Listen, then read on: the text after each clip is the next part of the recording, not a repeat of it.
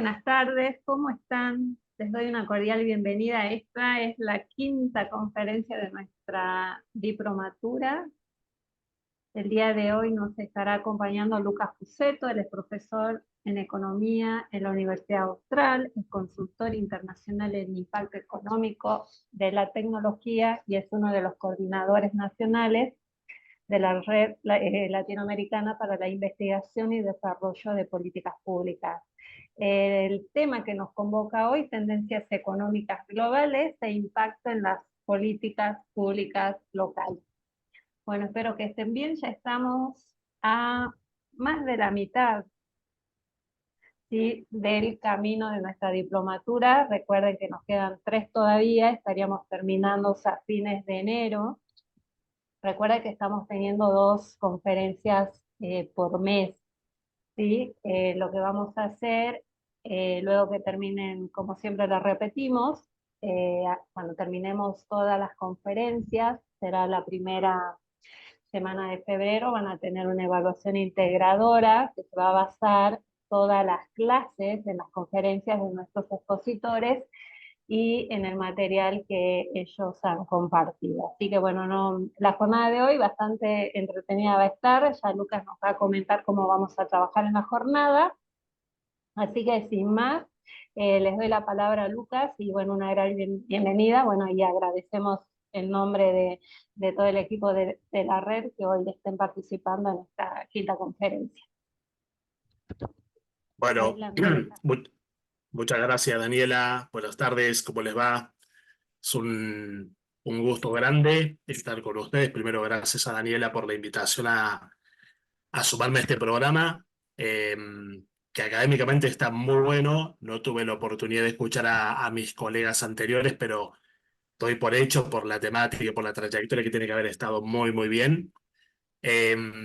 Nada, básicamente para complementar un poquito lo que decía Daniela recién, yo soy profesor de economía fundamentalmente en la Universidad Austral en Buenos Aires, en Argentina, donde dicto clases en la maestría en políticas públicas y ahí concretamente tengo bajo mi responsabilidad la materia en realidad 2 materias, una materia que es política económica y otra materia que es economía de las políticas públicas. Así que vengo trabajando desde hace varios años ya en este tema de economía aplicada al ámbito de la administración pública. Y como comentaba también Daniela recién, hace varios años que vengo dedicándome de modo más específico a tratar de entender dentro de lo que se puede, porque es un tema complejo como vamos a ver, el impacto económico de la tecnología. Y concretamente vengo trabajando sobre el impacto económico de un área de la tecnología, de una manifestación de la tecnología muy concreta, muy actual, y es esto de la inteligencia artificial. Entonces, bueno, a ver, en el grupo de WhatsApp estoy, con lo cual ahí tienen mi número, digamos, así que pasada la clase, como son 2 horitas, más o menos 1 hora 40 lo que tenemos, seguramente vamos a plantear varios temas y espero, digamos, que los temas les resulten lo suficientemente interesantes y sobre todo que les generen como el interés por profundizar. Vamos a hablar de temas que da para conversarlos durante un semestre entero, son temas sobre los cuales también hoy hay muchísimo debate en términos del impacto, o sea, como esto es una ciencia social básicamente, hay distintas opiniones, digamos, estamos avanzando todos los días en cuanto a alternativas, soluciones, impactos, así que si alguien después de esto tiene interés en profundizar, quiere más bibliografía, quiere más, Luca, mirá, me gustó este tema, de dónde puedo sacar datos, tienen mis datos de contacto para escribirme. Daniela comentaba acerca de la clase. Bueno, en realidad, para el tiempo que tenemos es muy simple la organización. Primero voy a hablar yo, espero no aburrirlos. Vamos a hacer preguntas luego de que yo termine de compartir con ustedes los temas. Y después, para hacer esto un poco más dinámico, a mí me gustaría, no sé si lo han hecho en clases anteriores, pero me gustaría que trabajemos un poquito en equipos. Entonces, vamos a armar como grupos aleatoriamente, digamos, porque entiendo que tampoco no debe haber como un criterio para decir, bueno, están estos grupos formados, vamos a armar grupos aleatorios de 4 o 5 personas, dependiendo de cuántas personas seamos finalmente conectadas a la clase, y vamos a debatir sobre 2 o 3 cuestiones disparadoras que yo les voy a compartir en su momento. Vamos a volver, hacemos una puesta en común, un debate, cierre, y yo creo que se nos va a haber pasado bastante rápido el tiempo, así que no creo que tengamos para mucho más. Así que, sin más preámbulo, Daniela, si te parece, yo preparé una presentación de PowerPoint que en este momento la estoy compartiendo, con lo cual, si me confirman que la están pudiendo ver, Sí, perfecto, ¿me ve? perfecto. ¿Se ve bien? Sí, sí, sí. Bueno, perfecto. Bueno, a ver, ¿de qué vamos a hablar hoy? Hoy vamos a hablar de algo que en realidad denominamos macro tendencias, o sea, ustedes han estado viendo durante las sesiones anteriores o los módulos anteriores herramientas muy concretas que tienen que ver con cuestiones vinculadas y relacionadas a la administración pública, sobre todo con implicancias para gobiernos locales.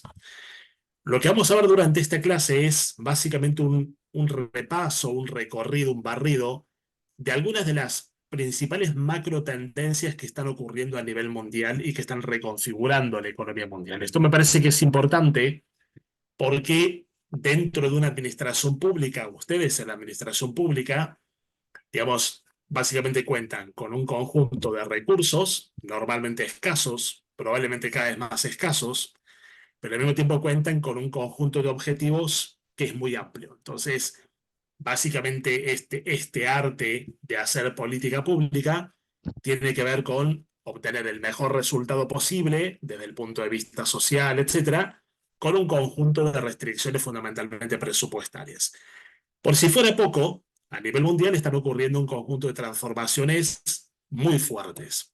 Recién comentamos, por ejemplo, toda esta cuestión de la inteligencia artificial, ¿no? Y sobre esto hay un debate enorme porque cuando hablamos de inteligencia artificial, sin meternos en el detalle de lo que esto implica en cuanto a la cuestión tecnológica, el diseño de los algoritmos y todo lo demás, tenemos como bastante ambigüedad o zonas grises cuando nos ponemos a pensar en cuál es el impacto potencial de la inteligencia artificial.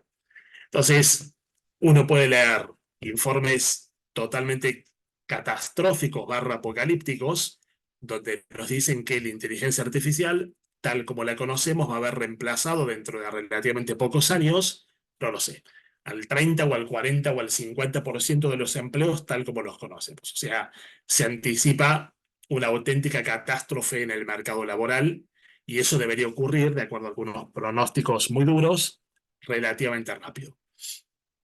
Otros dicen, no va a ser así, porque en realidad lo que estamos viviendo en este momento es lo que llamamos la cuarta revolución industrial, lo cual implica que ya hemos tenido tres.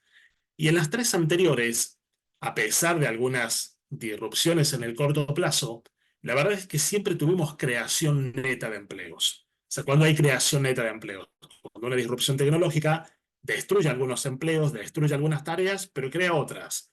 Entonces, la creación neta de empleos ocurre cuando la cantidad de trabajos o de tareas o de actividades asociadas a las nuevas tecnologías que se crean supera la destrucción de ciertas tareas. Entonces, esta forma de entender el problema, que cae más del lado de los tecno-optimistas, dice, esto va a ser una cuestión de corto plazo, va a haber disrupciones en el corto plazo, pero no hay ninguna duda de que en el largo plazo vamos a estar definitivamente todos mejor. Pero esta cuestión de la inteligencia artificial no es la única. Perdón, dame un segundito, voy a dejar de compartir pantalla, un segundo. Pero digamos, esta cuestión vinculada con la inteligencia artificial no es la única macro tendencia. Hoy nosotros estamos hablando también de cambio climático, estamos hablando de cambio demográfico, estamos hablando de cambios económicos muy disruptivos. Entonces, un poco la pregunta que nos planteamos al momento de diseñar el módulo era, bueno, analicemos un poco qué está pasando con todo esto y veamos qué tipo de implicancias puede tener esto para la administración pública, sobre todo a nivel de gobiernos locales. Entonces, empecemos un poquito. Una primera tendencia, a ver, soy economista, me dedico a la parte más económica, con lo cual pido disculpas de forma anticipada. Como vamos a hablar de macro tendencias, la mejor forma de entender estas grandes macro tendencias es mostrar números, mostrar gráficos, mostrar tendencias. Espero que lo que vayamos a ver esté presente de una forma como muy accesible.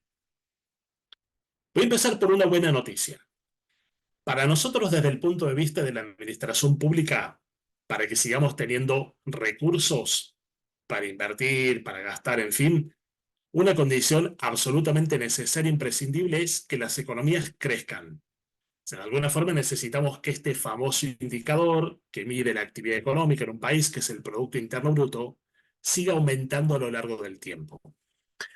Esto, en realidad, es un tema de debate, porque cuando uno mira los datos de crecimiento económico a nivel mundial, no solamente en nuestras economías emergentes o el desarrollo en América Latina, sino también en el mundo desarrollado, nos encontramos con que esos datos de crecimiento durante los últimos 10 o 12 años, 15 años quizás, han sido bastante raquíticos, bastante pobres. Y cuando a nivel mundial no hay crecimiento económico, esto es un problema, porque si una economía no crece, si una región no crece, deja de generar recursos. Y si dejamos de generar recursos, empezamos a tener problemas en materia de empleos, en materia de recaudación tributaria, etcétera, etcétera. Entonces, acá una buena noticia, digamos, es que a pesar de los últimos 15 años que han sido bastante malos, como comentábamos recién, esperamos que el mundo siga creciendo, tanto en las economías ricas, que en el gráfico que ustedes están viendo está representado por la curva roja, como en las economías de ingresos medios y bajos, o básicamente economías en desarrollo emergentes, donde ahí estamos nosotros, América Latina y Caribe. Esta es una primera buena noticia. Segundo elemento. Hoy estamos hablando de globalización, y vamos a volver a hablar un poquito más sobre esto. ¿Cómo medimos la globalización? O sea, la globalización tiene que ver básicamente con la libre movilidad de bienes, de insumos, de capital, de personas, de ideas entre países. Entonces, si yo preguntara, o si uno preguntara, ¿estamos en un mundo globalizado? La respuesta sería sí, ciertamente estamos en un mundo muy globalizado. El mundo hoy es un mundo más global de lo que era hace 20 años o 30 años o 40 años. Indudablemente el mundo actual es un mundo más global. Seguro que es un mundo más global. Pero otra pregunta relevante es cómo medimos la globalización. Porque es una cosa muy fácil de decir, bueno, la globalización tiene que ver con esto, con la libre movilidad de bienes, de insumos, de personas, de ideas, de capitales. Y otra cosa es cómo lo cuantifico para ver si la globalización a lo largo del tiempo aumenta, disminuye o está estancada.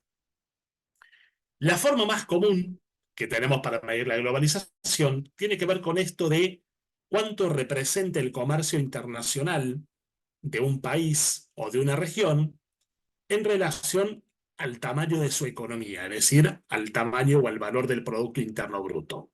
Entonces, lo que ustedes están mirando en este gráfico es ese indicador, básicamente. Es el comercio internacional, entendido como exportaciones más importaciones, con respecto al tamaño del producto, al tamaño de la economía, del Producto Interno Bruto.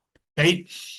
Entonces, a ver, si miramos el gráfico de arriba a la izquierda, donde tenemos el mundo por una parte, que es la curva azul, tenemos los países ricos, los países que están en la curva roja, tenemos los países emergentes o en desarrollo, donde básicamente ahí tenemos la curva verde y tenemos América Latina, y miramos que el gráfico está comenzando básicamente a principios de la década del 60 y está terminando fundamentalmente en la actualidad, ¿qué encontramos?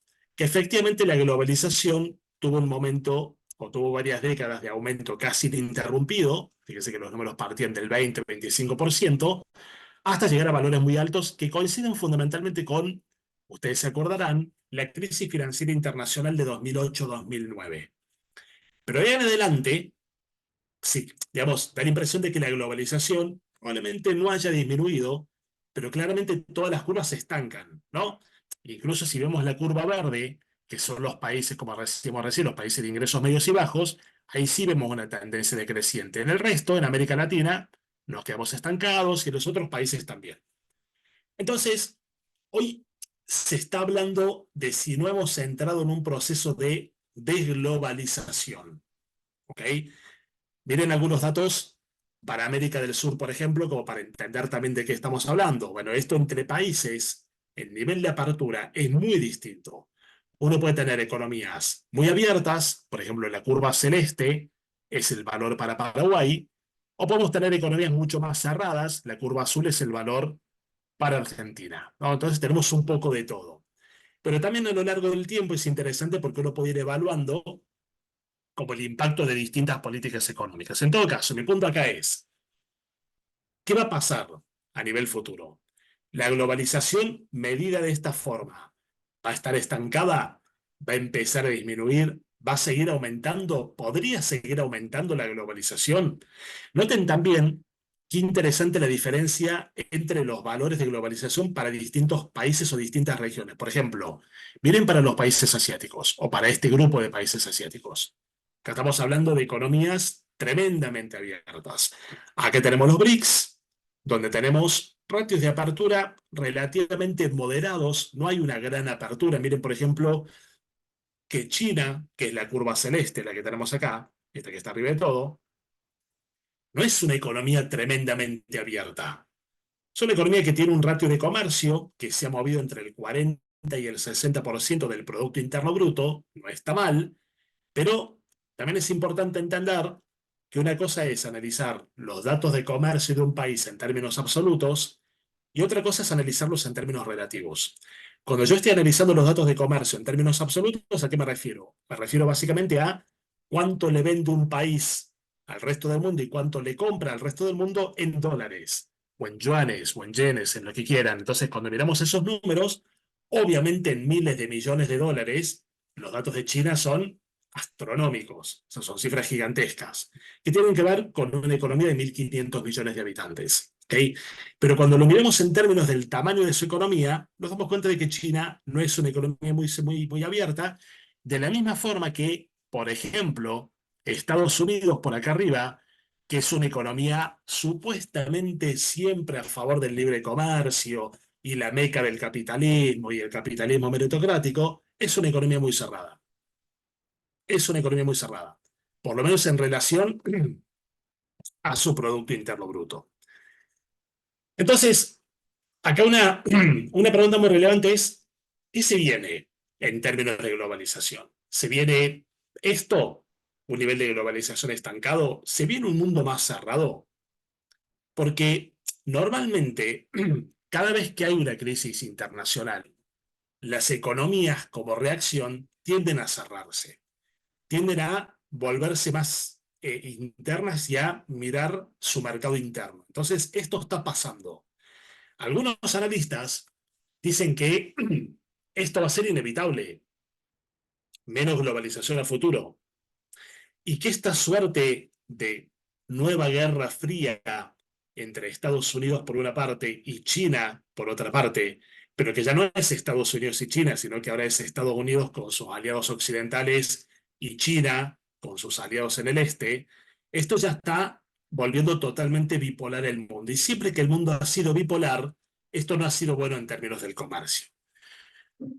Este es un tema para hablarlo y para conversar. Y de hecho, me parece que es uno de los temas que estaría bueno que después charlemos en grupos, preguntándonos que supongamos que el mundo durante los próximos años, por ejemplo, durante los próximos 10 años, va a ser un mundo más cerrado, un mundo menos global, un mundo con más restricciones al comercio, un mundo con más restricciones a los movimientos financieros, un mundo donde los nacionalismos, no solamente económicos, sino políticos, empiezan a tomar cada vez más fuerza. Por ejemplo, miren Europa. Hoy el caso de Europa es un caso especial, digamos, porque obviamente los nacionalismos en Europa hoy no tienen tanto que ver con restricciones al comercio, sino con restricciones a la movilidad de personas. Por eso encontramos que en un país importante como Países Bajos acaba de ganar una elección un partido de extrema derecha, donde básicamente el discurso es fuera inmigrantes. Lo mismo está pasando en algunas otras economías. En Europa del Este tenemos Hungría, gobernada por una persona que se llama Víctor Orbán, que tiene exactamente la misma forma de entender la situación. Cerrar la economía, volver a lo nuestro, volver a lo nacional, etcétera, etcétera, y fuera la inmigración, ¿no? Bueno, este es un tema para pensarlo, porque es una macro tendencia a la cual tenemos que prestarle muchísima atención. Les tiro algunos datos más y después vamos a charlar un poquito con más detalle de algunas cuestiones muy concretas. Un tercer elemento. Entonces, decíamos el primer elemento, nos imaginemos una economía una economía mundial, que durante los últimos 15 años ha tenido problemas de crecimiento, pero esperamos que siga creciendo. Hablamos de globalización y acá hay grandes dudas, hay grandes signos de interrogación acerca de cómo va a ser el mundo que viene durante los próximos 10 años o 15 años. Hay muchas dudas de que la globalización se mantenga. Y después hay una tendencia que creo que vale la pena que la veamos también porque esto reconfigura mucho la forma como funciona una economía a nivel interno.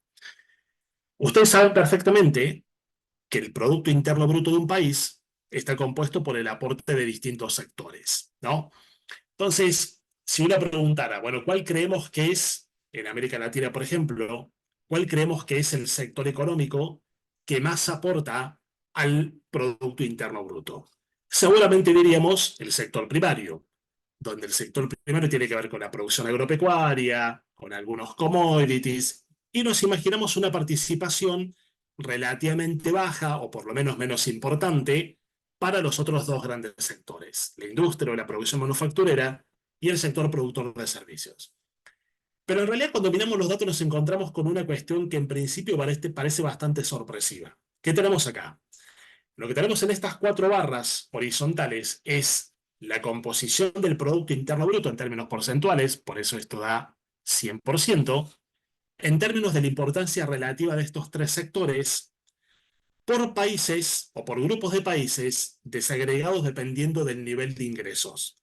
Cuando estamos hablando del nivel de ingresos, me estoy refiriendo básicamente al ingreso per cápita o al Producto Interno Bruto per cápita, donde ustedes saben perfectamente que hay organismos, por ejemplo el Banco Mundial, que quizás de una forma un poco discrecional dicen, bueno, a ver, si en un país el Producto Interno Bruto per cápita es, no lo sé, mayor a $40.000, es un país de ingresos altos. Si está entre 40 y 30.000, es un país de ingresos medios altos. Si está entre 30.000 y 20.000, es un país de ingresos medios bajos. Y si una persona cobra en promedio menos de $10.000 por año, es un país de ingresos bajos, un país pobre, para entenderlo, ¿no?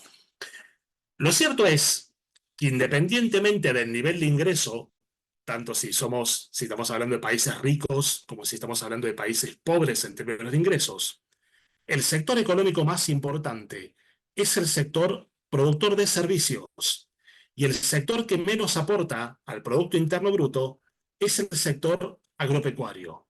¿Dónde está la sorpresa? A ver, por ejemplo, vayamos al caso de los países de ingresos medios. Tomemos esto que tenemos acá. En estos países, el sector productor de servicios representa más o menos entre el 52 y el 58% del Producto Interno Bruto. La industria manufacturera representa entre el 30 y el 35% y el agro representa entre el 18 y el 7%. Pero ¿cómo es esto? ¿No era que el agro debía ser el sector económico más importante? La respuesta es sí, pero el agro o el sector o los sectores productores de commodities, no sé, a ver, por ejemplo, estoy pensando en Colombia, por dar un ejemplo. ¿De qué estamos hablando acá? Por ejemplo, de café, ¿no? De frutas, de agro. Pero también podríamos hablar en un punto un poco más intermedio de un commodity que para Colombia es extremadamente importante, como lo es el petróleo. Igual que en Ecuador, en Argentina lo mismo. En Argentina el agro es como más fácil, más representativo, cereales, carne, granos, etcétera. El punto es que ese sector en nuestras economías en América Latina, es el sector que más aporta como generador de dólares. Entonces, lo que nosotros estamos mirando acá no es la composición de las exportaciones. Lo que estamos mirando acá es la composición del PIB.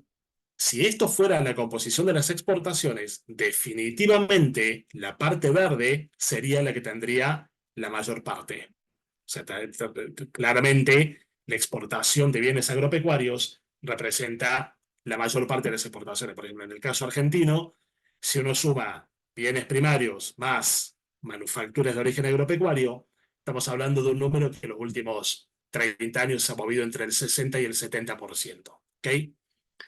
Ahora, cuando estamos hablando de servicios, estamos hablando de elementos también muy diversos, muy heterogéneos. Porque aquí tenemos gastronomía, tenemos educación, tenemos salud, tenemos servicios profesionales, por ejemplo, los servicios que presta, no sé, un abogado, la parte médica, la parte de educación. Estamos hablando como de un sector muy amplio.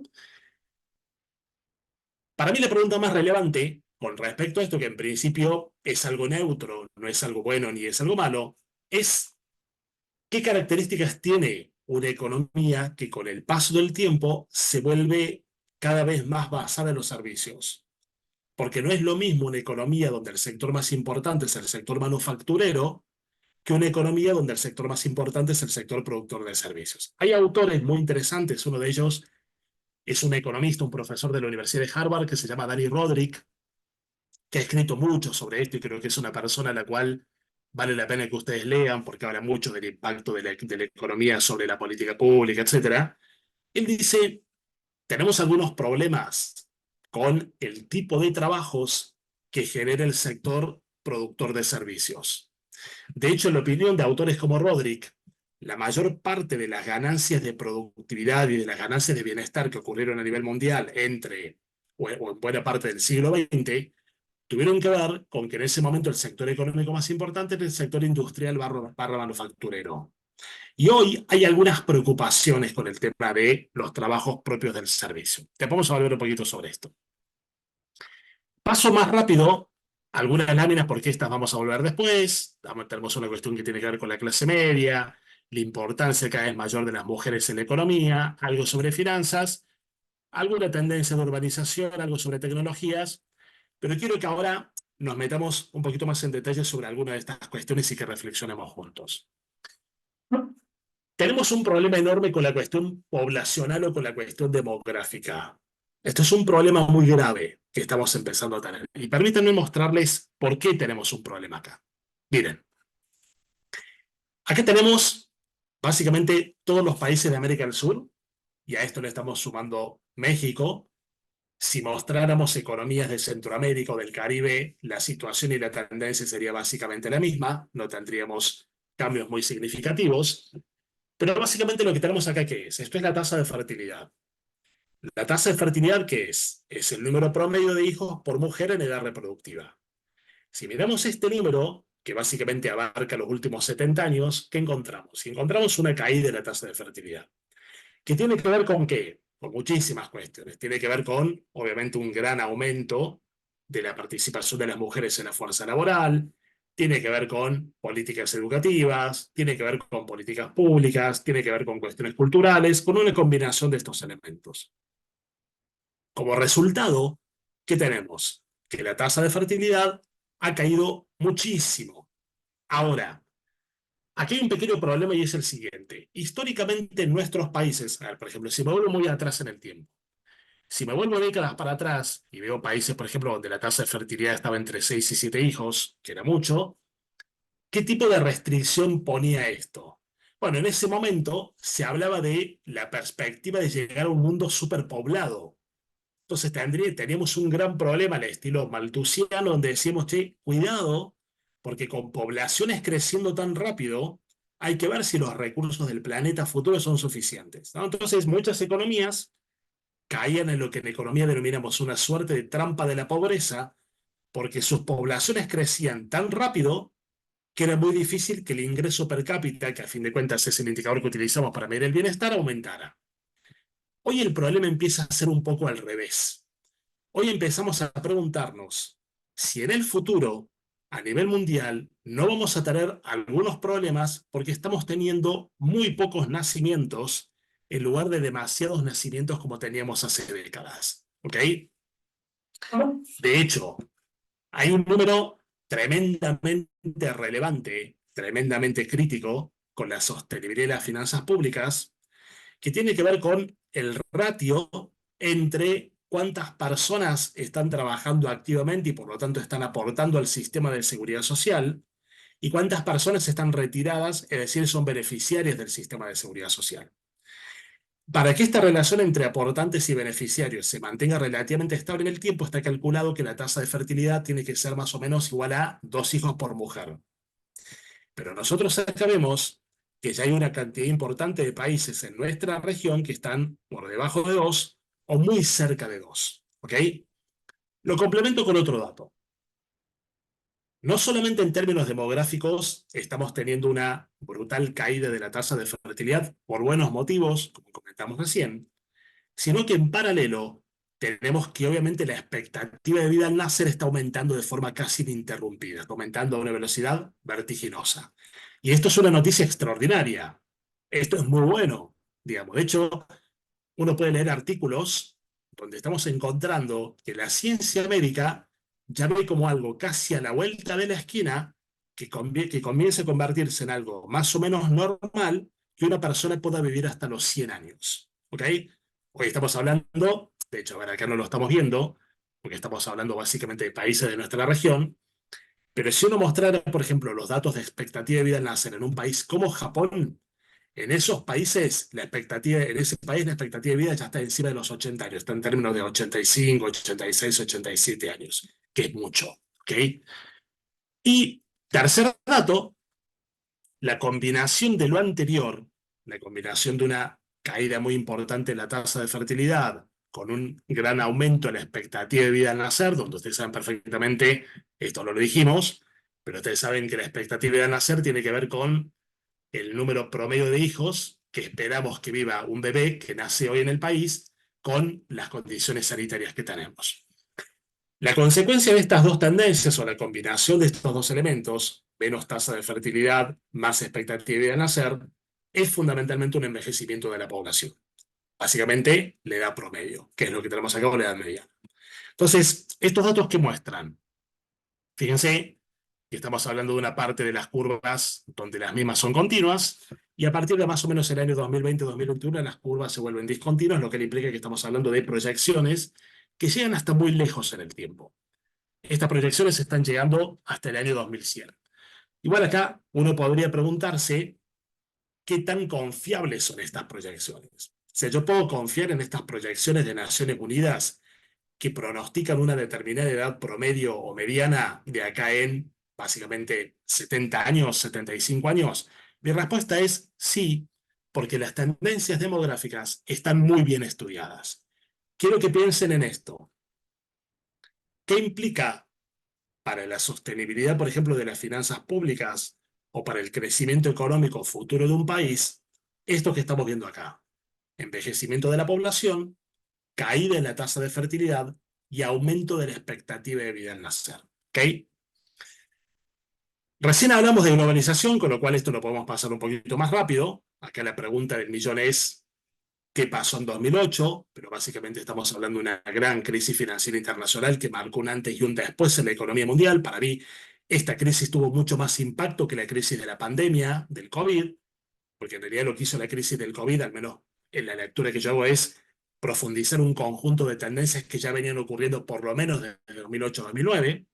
Pero quiero que veamos otro elemento muy relevante, cambio climático. Y en estos últimos días, nosotros hemos estado con la COP y todo lo demás, y los protocolos y los compromisos asumidos entre países y todo lo demás, y yo acá tengo una sensación totalmente agridulce.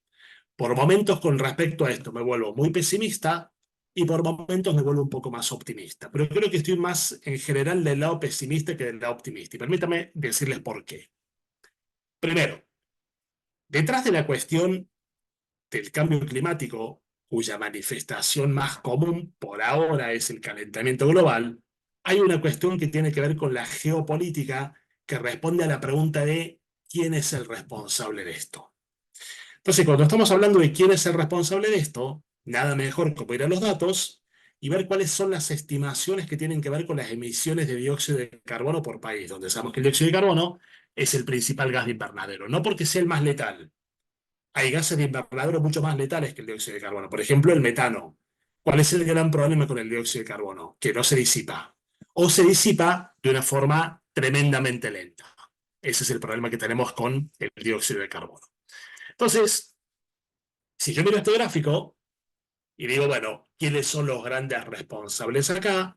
Bueno, acá tenemos un tema, digamos, porque lo que estamos viendo en este momento, en este gráfico, son las emisiones per cápita. Y en términos per cápita, los chinos no son los que más se están emitiendo. Los que más se están emitiendo siguen siendo los americanos y ahí los europeos. Pero noten un tema interesante. Estados Unidos estaba emitiendo hace algunos años más de 20 toneladas de dióxido de carbono por persona. Hoy está emitiendo menos de 15, con lo cual hubo una reducción significativa de más o menos el 25%. O sea, hay trabajo detrás de esto. Tomen el caso de los europeos. Los europeos estaban emitiendo un poco más de 10 Y hoy van camino a emitir unas 5 toneladas, o sea, los europeos están camino a reducir esto prácticamente a la mitad, por lo menos en términos per cápita, no en términos absolutos. ¿Y para qué vienen los chinos? Que los chinos en realidad tienen una idea bastante distinta de estas cosas, porque ellos dicen, está bien, en términos absolutos, si nosotros nos preguntáramos qué región es la que más se emite, no por persona, digamos, sino en total, obviamente los que más están emitiendo son los chinos todavía. Pero en términos per cápita, no son los que más emiten. Y hay algún gráfico, que no lo puse básicamente por una cuestión de espacio, donde mostramos o se estima el nivel de emisiones de dióxido de carbono acumulado a lo largo del tiempo. Porque claro, yo lo puedo hacer a eso, no lo puedo calcular. Si acá tenemos básicamente el nivel de emisiones per cápita por año, y esto lo multiplico por la población, yo voy a tener perfectamente el nivel de emisiones estimado total por año, sumo y me da un acumulado. Y cuando hago el acumulado, ¿con qué me encuentro? Me encuentro con que en realidad lo que han emitido históricamente los europeos es la mayor parte. Piensen que la primera revolución industrial, la del siglo XIX, la del carbón, la máquina del vapor, tuvo lugar en el Reino Unido, después en Francia, en Alemania, etcétera. Con lo cual los europeos, durante la primera revolución industrial, se cansaron de quemar carbón y de emitir dióxido de carbono. Entonces hoy, ¿qué pasa? Que los chinos dicen, un momentito, ¿por qué nos están pidiendo a nosotros que hagamos un esfuerzo significativo para reducir las emisiones de dióxido de carbono cuando los europeos y Estados Unidos se favorecieron durante décadas de los beneficios de quemar carbón, de emitir dióxido de carbono, de contaminar, y como resultado obtuvieron crecimiento económico, se convirtieron en economías industrializadas, alcanzaron la prosperidad y son países ricos? ¿Por qué yo, dicen los chinos, que tengo un ingreso per cápita muy por debajo del que tienen ellos, me tengo que detener a mitad de camino? Esto es lo que me hace ser pesimista con respecto a la cuestión de la geopolítica, porque de hecho, si miran la curva de China, no hay ningún asomo de que esto cambie de tendencia, más allá de la última caída que básicamente obedece a la crisis del COVID. Ahora, aquí venimos a la parte más complicada. Hay un autor, Robert Pindick, es un economista muy bueno, que escribió el libro que está citado abajo, en el cual él hace como algunas simulaciones muy bien hechas, muy bien fundamentadas, preguntándose qué pasaría con la cuestión climática y concretamente con la cuestión del calentamiento global bajo determinados supuestos. Entonces él dice, supongamos que estamos acá, 2020, 2021, 2022, 2023, no cambia nada. De acá para la izquierda, ¿qué tenemos? Bueno, tenemos la forma como el mundo ha ido emitiendo dióxido de carbono, esto iba muy para arriba. Y él dice, supongamos que en este momento nos proponemos y nos trazamos como objetivo que el nivel de emisiones de dióxido de carbono en el año 2100 sea exactamente igual a cero. ¿Ok? El nivel de emisiones, digamos, los objetivos que tenemos a nivel mundial hablan de llegar a cero mucho antes, pero lo que tiene que ver con las emisiones netas. O sea, hay actividades que emiten dióxido de carbono y hay otras actividades que absorben dióxido de carbono. Entonces, cuando estamos hablando de llegar a un punto en el cual las emisiones netas sean exactamente iguales a cero, quiere decir que en ese año el flujo de emisión tiene que ser exactamente igual al flujo de absorción, ¿no? Pero aquí estamos hablando solamente de las emisiones. Entonces él dice, escenario muy optimista, tremendamente optimista, en el cual desde hoy en adelante empezamos a disminuir todos los años el nivel de emisiones de dióxido de carbono, lo hacemos a un ritmo constante, por eso es una línea recta, y llegamos al año 2100 con un nivel de emisiones exactamente igual a cero. En principio suena muy bueno. El problema es que en buena medida el daño ya está hecho. ¿Qué quiere decir que el daño ya está hecho? Quiere decir lo siguiente. La medida clave que hay detrás de lo que tiene que ver con el efecto invernadero es la concentración de dióxido de carbono a nivel atmosférico. Y esto se mide en partes por millón. Entonces, acá ¿qué tenemos? Aquí tenemos básicamente cómo ha venido evolucionando esa concentración desde principios de la década del 60 hasta la actualidad. O sea, los datos que tenemos de la línea roja para la izquierda son datos reales. O sea, esto es realmente lo que ya pasó. ¿Y qué vemos? Esto ha aumentado permanentemente. En las simulaciones de Pindick, ¿qué hacemos? Decimos, bueno, bajo el supuesto que teníamos recién, de que las emisiones de dióxido de carbono disminuyan a una tasa constante hasta llegar a cero en el 2100, vamos a tener que la concentración de dióxido de carbono recién va a empezar a disminuir hacia algún momento entre la década del 60 y del 80. ¿Por qué? Por lo que comentábamos recién. Porque el ritmo de disipación del dióxido de carbono a nivel atmosférico es muy bajo. Con lo cual, cuando nosotros nos preguntamos, este nivel actual de más o menos 420 partes por millón, ¿es el resultado de lo que estamos emitiendo hoy? No. En parte sí, pero la mayor parte de eso es el resultado de lo que hemos emitido durante las décadas anteriores. Entonces, lo que estamos emitiendo hoy recién se va a notar plenamente dentro de varios años. Entonces, él dice, esto es un problema, porque da la impresión que hubiéramos llegado demasiado tarde. Es más, la última pregunta que se plantea Pindy es, bueno, si este es el resultado, lo que tiene que ver con el nivel de concentración. ¿Qué pasa con el calentamiento global? Esto pasa con el calentamiento global. Y este es el gráfico más fuerte. Cuando nosotros estamos hablando de calentamiento global, ¿de qué estamos hablando en realidad? ¿Qué es el calentamiento global? El calentamiento global se puede medir por un número, y es este. Este cero es el equivalente a las desviaciones de la temperatura con respecto a la temperatura media histórica a nivel mundial. Cuando estamos hablando de la temperatura media global, ¿de qué estamos hablando? Estamos hablando de la temperatura media del aire y del agua. Entonces, suponemos que para los datos que tenemos registro para los últimos 200 años, es un valor determinado. Entonces, cuando este número está por encima de cero, quiere decir que la temperatura media global está por encima de su promedio histórico. Entonces, hacia el año 2060, perdón, 1960, estábamos en torno al valor histórico, a la media histórica, y hoy estamos básicamente un grado por encima de la media histórica.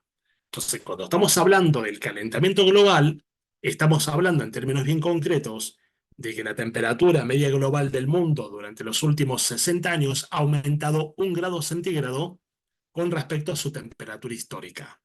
¿Ok?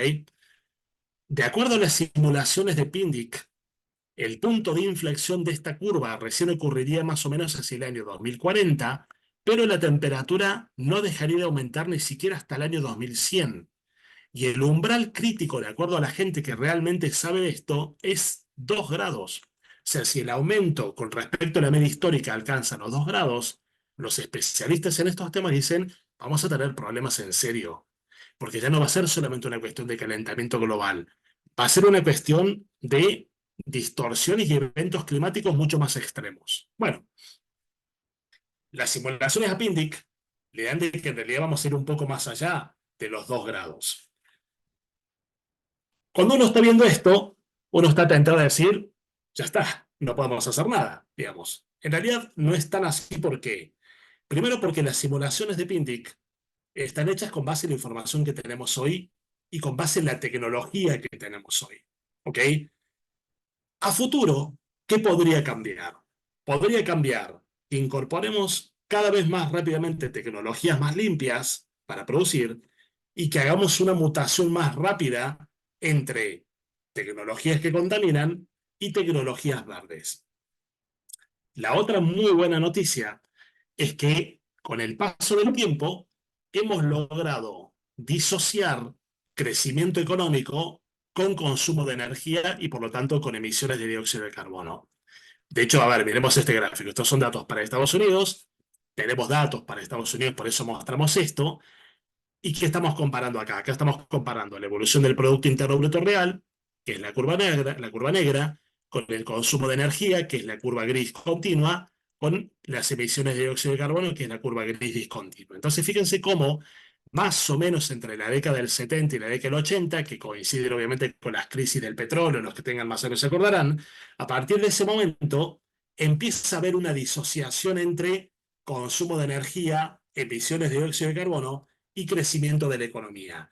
Que esto era lo que necesitábamos. Entonces, esta disociación para mí es la mejor noticia y es lo que nos hace pensar, o me hace pensar, que probablemente estas simulaciones no vayan a terminar cumpliéndose, por lo menos no en toda su crudeza. Porque si esto es así y no hay nada más que hacer, estamos complicados. De hecho, Pinnick en su libro dice, está muy bien esto de ponerse a pensar cómo hacer para reducir las emisiones de dióxido de carbono, cómo absorber más dióxido de carbono, la geopolítica, los protocolos, está buenísimo, dice él. Ahora, si no aceleramos el ritmo al cual la concentración de dióxido de carbono disminuye, haríamos muy bien en preguntarnos, incluso desde el ámbito de la política pública, ¿qué vamos a hacer al respecto? O sea, si este es el panorama, y esto es así, y supongamos que no lo podemos modificar, ¿qué vamos a hacer en términos de política pública? ¿Cuál va a ser el impacto de esto sobre la tasa de crecimiento económico? ¿Cuál va a ser el impacto sobre la producción de alimentos? ¿Cuál va a ser el impacto sobre el empleo? ¿Cuál va a ser el impacto sobre las finanzas públicas, por ejemplo? Porque si hay menos actividad económica, vamos a tener menos recaudación. Y menos recaudación es menos dinero para financiar gasto. Es lo que quieran, gasto corriente, gasto de capital, etcétera. Gran tema para pensarlo. Entonces, a ver, la visión de Pindy que es como un poquito pesimista, pero a veces está bien leer a los más pesimistas para finalmente leer un poco más a los optimistas y decir, bueno, ¿dónde estará la verdad de esto? Como siempre, calculemos un promedio, ¿no? Entre una visión muy pesimista, una visión muy optimista, el valor esperado tiene que estar en algún lugar intermedio entre las dos visiones antagónicas. Paso a otra tendencia.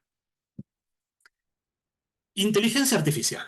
Acá tenemos un tema espectacular también para analizar, porque hasta principios de este año, hasta principios del año 2023, nos daba la impresión de que la inteligencia artificial era algo bastante reservado para algunas empresas, para un grupo de supergenios. O sea, no sé, nos remontábamos y pensábamos en Matrix, en la película, una cosa media de ciencia ficción, y decimos, esto es una locura de los tecnólogos. Estamos todos un poco así, ¿no? Había algunas aplicaciones, reconocimiento facial, de imágenes, pero da la impresión que era algo que prometía más de lo que concretaba, hasta que apareció el chat GPT. Cuando apareció el chat GPT dijimos, caramba, esto va en serio. Y además nos dimos cuenta de que no solamente iba en serio, sino de que, como ocurrió con Internet, empezábamos a darnos cuenta de que la inteligencia artificial podía ser en algo que se convirtiera en una cuestión bastante democrática, bastante al alcance de todos. Porque de hecho, ChatGPT uno puede pagar para tener la versión más actualizada, etcétera, etcétera, pero la verdad es que solo utiliza la versión gratuita, como si fuera un motor de búsqueda como Google, está bastante bien, ¿no? Entonces ahí dijimos, un momento, esto de la inteligencia artificial, que parecía algo teórico, Matrix y todo lo demás, está acá. ¿Qué impacto va a tener esto? Bueno, denme un segundito, que quiero ir acá. Primero, nosotros creo que estamos hablando de inteligencia artificial de forma muy obsesiva en términos de los efectos probablemente negativos que vaya a tener. Y los hay. De hecho, después vamos a hablar de ellos. Pero empecemos por lo positivo primero. Nosotros comentábamos que uno de los grandes problemas de la economía mundial, tanto de los países ricos como de nuestras economías en desarrollo o emergentes, es que durante los últimos años el crecimiento económico ha sido bastante raquítico. ¿Por qué? Porque increíblemente la mayor parte del crecimiento económico de un país a lo largo o de una región o de una ciudad a lo largo del tiempo se explica con más productividad. O sea, ¿qué hace aumentar el crecimiento económico de forma más sostenida? Que una economía, una región, un país, una ciudad se vuelvan más productivos. Entonces, la gran esperanza con respecto a la inteligencia artificial es que genere precisamente eso, que genere un boom de productividad, que en promedio todos, independientemente del tipo de trabajo que tengamos y del tipo de sector en el cual estemos trabajando, nos volvamos más productivos. Para hacer una analogía, ¿qué pasaría si nosotros durante un mes dejáramos de utilizar un motor de búsqueda como Google, por ejemplo? Que es verdad que lo utilizamos para muchas cosas que no tienen nada que ver con nuestra actividad laboral, pero también lo utilizamos para mucho lo que tiene que ver con lo laboral, con nuestro trabajo profesional. ¿Qué pasaría en ese caso? Y seguramente nos volveríamos mucho menos productivos, porque deberíamos volver a la época en la cual, cuando yo quería encontrar información sobre Mozambique, tenía que ir al almanaque mundial, ¿se acuerdan? El viejo almanaque mundial donde estaba toda la información de los países, o la enciclopedia, o la no sé cuánto, y tardamos mucho tiempo para conseguir la información. Hoy eso se ha reducido a una escala, en cuanto al tiempo que le dedicamos, una escala infinitesimal. ChatGPT promete algo parecido.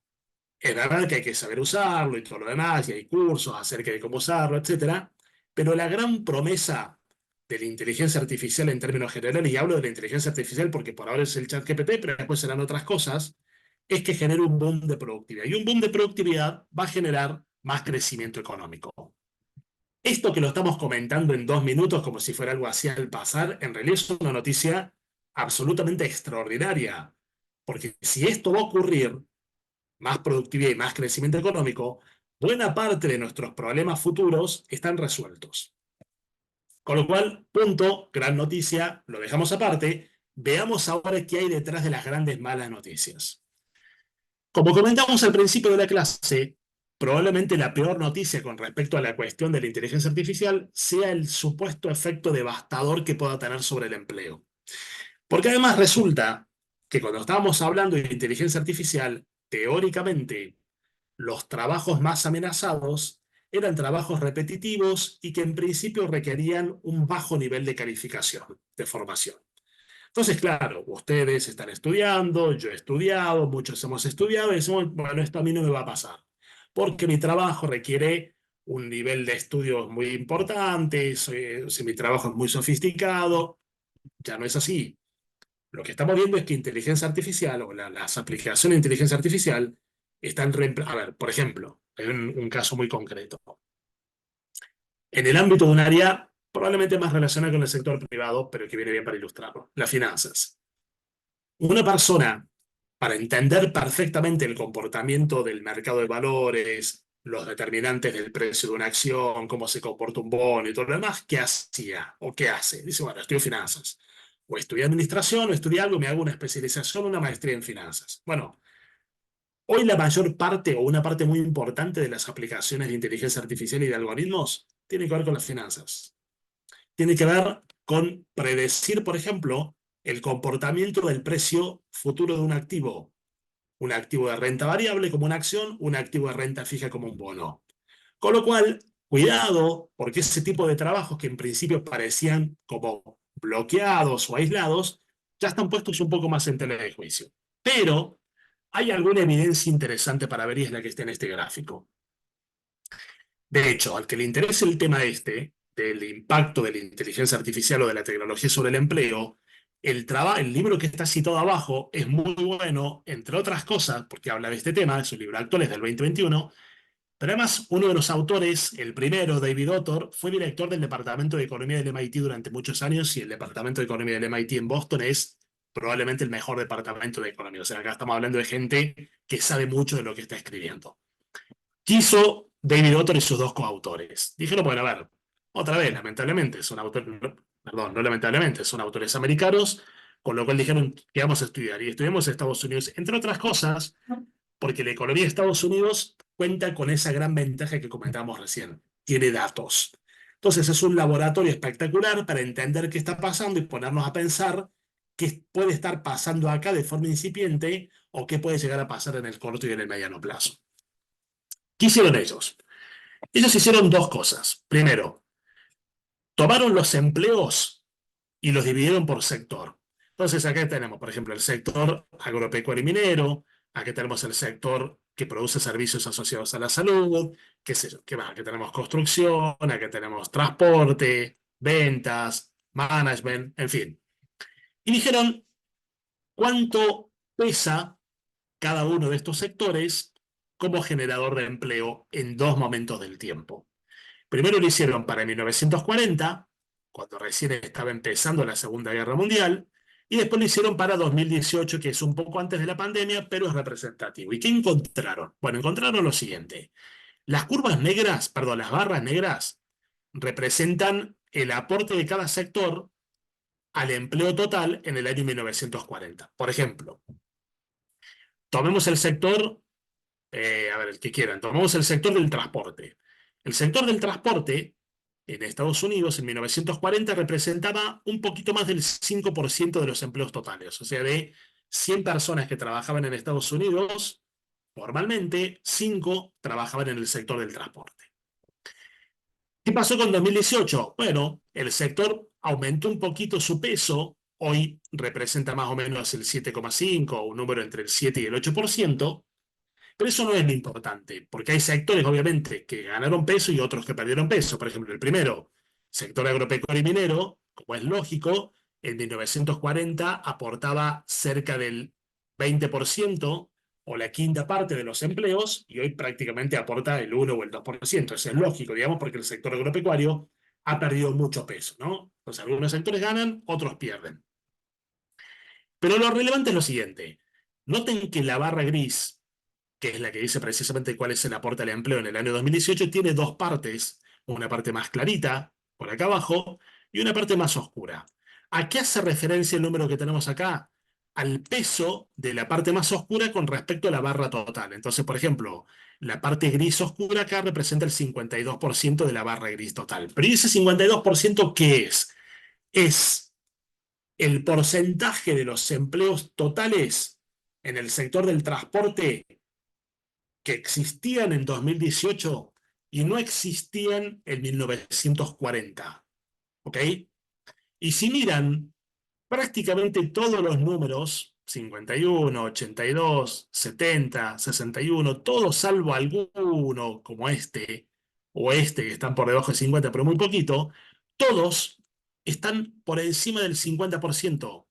Lo cual quiere decir que más allá del cambio en la composición horizontal o transversal, digamos, de la distribución del empleo por sectores económicos, las nuevas tareas hoy son una cantidad muy significativa y la mayor parte de ellas, cuando digo la mayor parte es porque estamos hablando de más del 50%, no existían hace 70 años, 60 años. Entonces, David Otto dice, cuidado con esto de que vamos a hacer una catástrofe en términos de empleo, porque los números, la evidencia empírica, no me están mostrando eso. Si yo estuviera en el lugar de usted y estuviera escuchando esto, yo levantaría la mano y diría, tengo al menos dos preguntas para hacer con respecto a esto. La primera pregunta, pueden tener muchas más, por eso digo, al menos dos preguntas. La primera pregunta sería, Lucas, vos me estás mostrando un número de 1940 y el resultado final 80 años después. ¿Qué pasó entre medio? ¿No hubo algún tipo de disrupción a corto plazo? ¿Qué pasaría si yo mostrara estos gráficos en la década del 60 o en la década del 80 o en la década del 2000? Mi respuesta sería, y sí, probablemente en el corto plazo o en el mediano plazo debe haber habido disrupciones. Por eso, lo que decimos con respecto al impacto de la inteligencia artificial o de la tecnología sobre el empleo es, a largo plazo, es altamente probable que genere creación neta de empleo tal cual hicieron las tres revoluciones industriales anteriores. ¿Cuáles? La primera, de la que hablamos recién, la del siglo XIX, la segunda, la que tiene lugar a fines del siglo XIX y principios del XX, electricidad, teléfono, motor de combustión interna, etc. La tercera, computadoras e Internet, décadas del 80 y del 90, y cuarta, la actual. ¿Okay? La segunda pregunta sería, claro, aquí estamos viendo los datos de una economía desarrollada, de una economía rica. ¿Qué podemos esperar? Y acá les dejo material para que piensen ustedes. ¿Qué podemos esperar de nuestras economías en América Latina con los niveles de informalidad que nosotros tenemos y con el tamaño de la economía en negro? ¿A qué me refiero con respecto a esto? Bueno, a ver, el tamaño de la economía en negro en nuestras economías, en términos del PIB, representa, dependiendo del país, la tercera parte o la mitad de lo que estamos midiendo. Entonces, él me dice, no, en un país cualquiera el PIB son $100, las estimaciones de cuánto vale la economía en negro van desde 33 hasta 50, es un montón, entre la tercera parte y la mitad. Y la informalidad laboral va mucho más por encima. Para nuestras economías, en muchas de nuestras economías en América Latina, se estima que la informalidad laboral representa 2/3 de la población económicamente activa. 2/3 de la población económicamente activa. Entonces, una gran pregunta, y que acá sí ya me pone un poco nervioso, es, oigan, ¿qué va a pasar con estas nuevas tecnologías, con los niveles de informalidad y de precariedad laboral que tenemos nosotros? desde México hasta Argentina. ¿Qué va a pasar? Bueno, lo que va a pasar es esto. Y acá tengo un poco más de miedo. Para mí el principal problema, por lo menos en lo que tiene que ver con el largo plazo, eh, en esta cuestión de la inteligencia artificial, no es el impacto sobre el empleo, es el impacto sobre la desigualdad de la distribución del ingreso. Y acá sí tengo una visión, o sea, con respecto al empleo soy moderadamente optimista, con respecto a la desigualdad de la distribución del ingreso me vuelvo muy pesimista, salvo que hagamos algo. Cuando digo que hagamos algo es que haga algo quién, el Estado, con políticas económicas. ¿A qué me refiero con esto? Miren, nosotros en América Latina estamos acostumbrados a vivir en sociedades desiguales. O sea, América Latina es la región más desigual del mundo. Tenemos más desigualdad económica que África. Claro, alguno diría, está bien, en África tienen baja desigualdad porque nadie tiene prácticamente nada, sobre todo los países que están al sur del Sahara. Pero dejando eso de lado, tenemos una desigualdad enorme. ¿Cómo se mide la desigualdad? La desigualdad se mide de distintas formas. Probablemente la más común sea mediante el índice o el coeficiente de Gini. ¿Se acuerdan? Que es un valor que va entre 0 y 100 o entre 0 y 1. Cuanto más bajo, menos desigualdad. Cuanto más alto, más desigualdad. ¿Ok?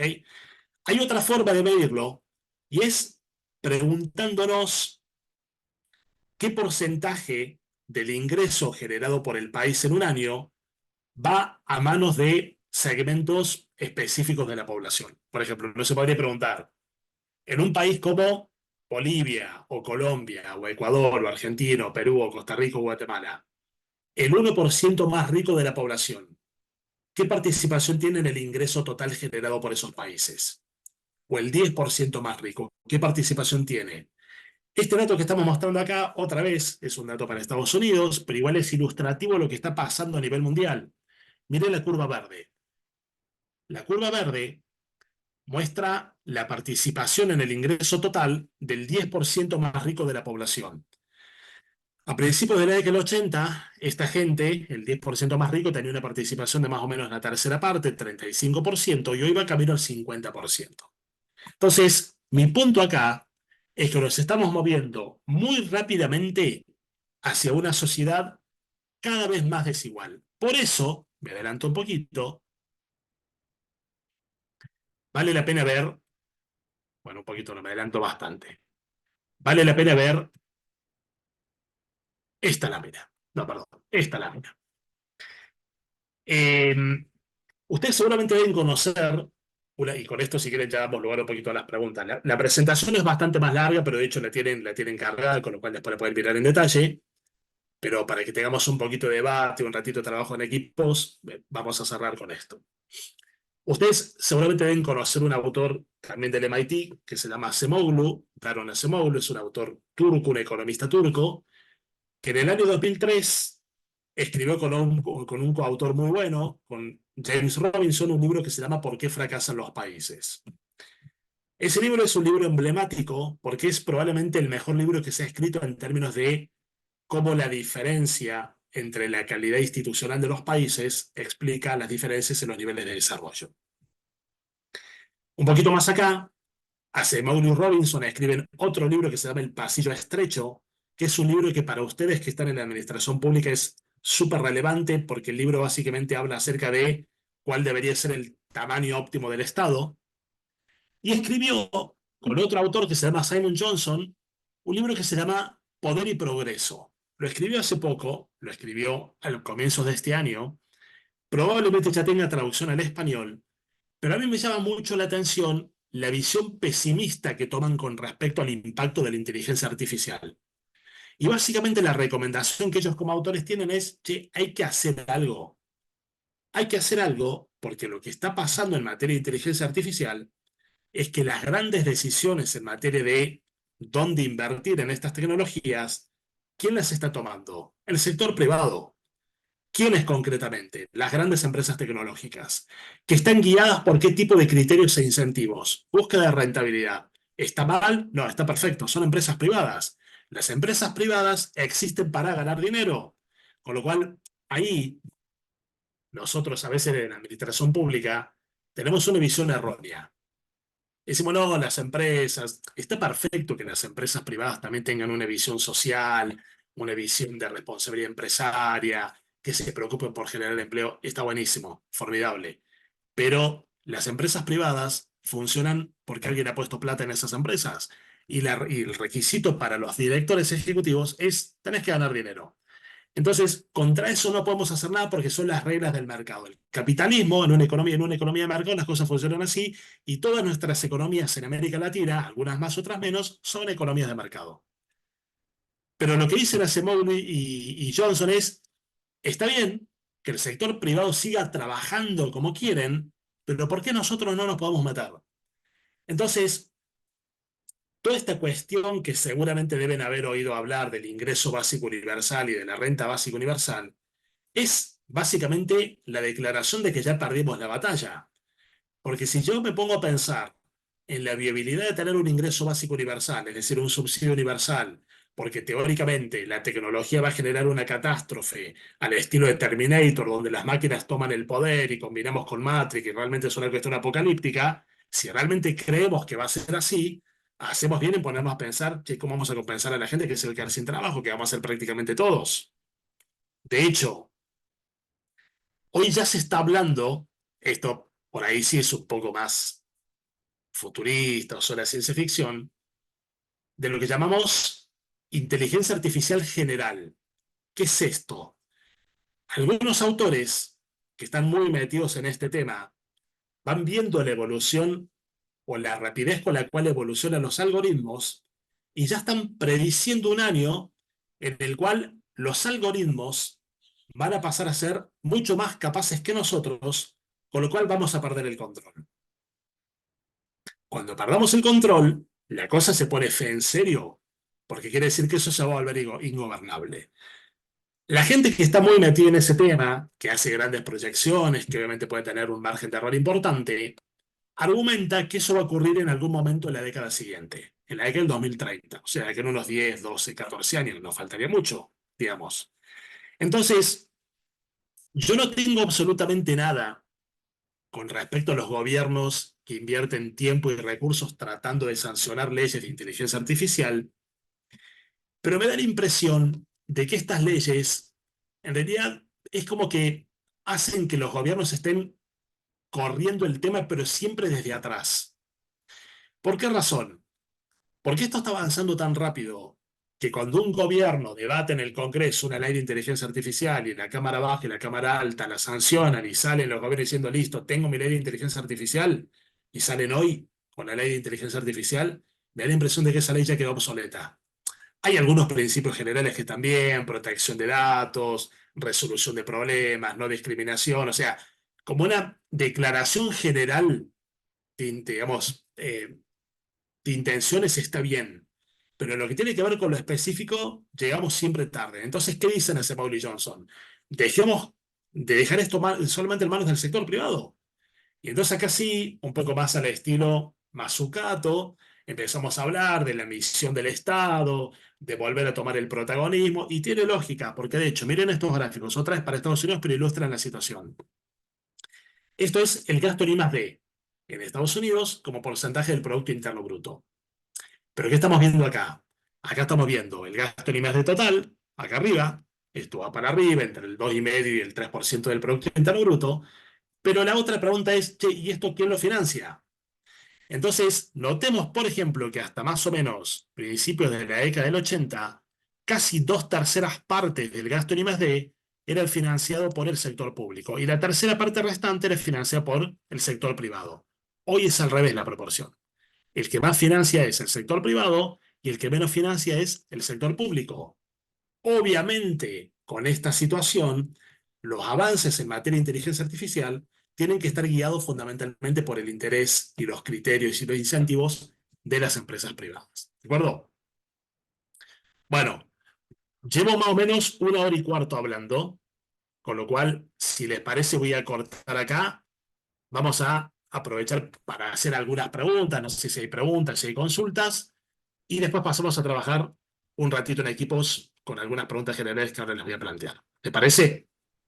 Dale, no tenemos ninguna consulta en el chat, pero pueden abrir los micrófonos si alguien tiene alguna consulta, duda, algo que le quedó en el tintero. Bueno, es la oportunidad de aprovecharlo a Lucas.